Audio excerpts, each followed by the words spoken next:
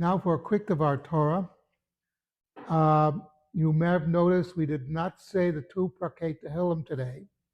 We've stopped saying it because the last body of the hostages has returned. And it's significant because in this week's Parsha, while all the Jews are running around collecting money and going crazy, we're leaving Egypt, what does Moses do? He gets the bones of Joseph.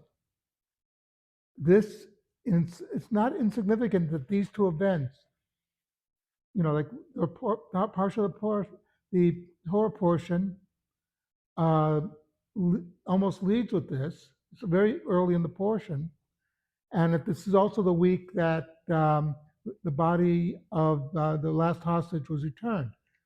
Now, people might ask, why was this almost a deal breaker for Israel?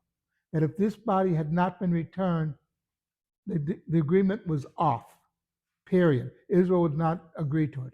This was necessary. Can't you just leave? It's a dead body. What do you care about a dead body? And that's the point. The point is, we will take care of you no matter what. We'll do everything in our power to retrieve a Jewish body because we have to give him a proper burial. Just as Moses, his final act in Egypt, as they were leaving, was to make sure he had the bones of Joseph, that Joseph would not be forgotten. So too, for us, every Jew is important. We don't forget any Jew, no matter what. That this is a guarantee to the Jewish people, because we don't take care of our dead, then we won't be taking care of our living. It's a very basic formula. And this, by the way, it's a mitzvah of emet, a true mitzvah, because most mitzvot, most commandments we do with other humans, there'll be payback somehow. We'll get, what do you call it? Like I do John a favor, John remembers it. It's a quid pro quo. When you take care of a dead body, there's one thing that person's not going to do a favor for you ever again. Maybe in the next world, but that's a separate issue. So this is why it's so important that we remember.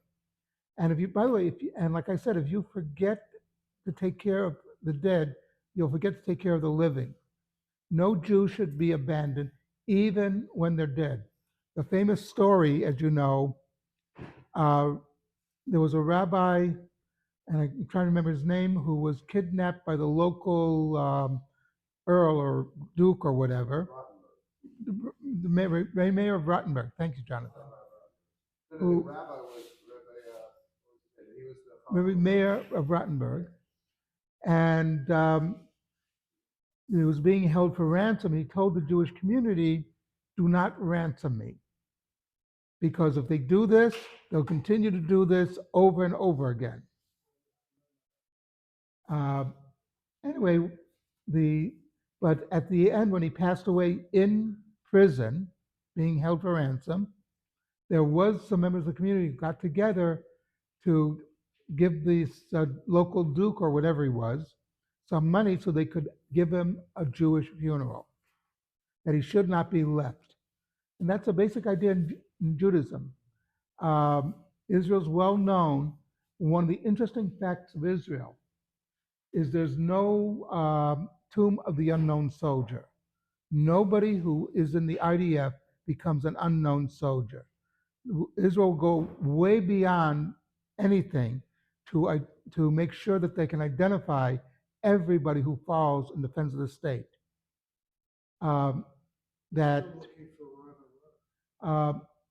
like this is something that's very important. And that's why the Parsha makes a significant point that Moshe spent the time looking for getting Joseph's bones. And as we take time and make sure that we try to rescue every Jew who falls, no matter what.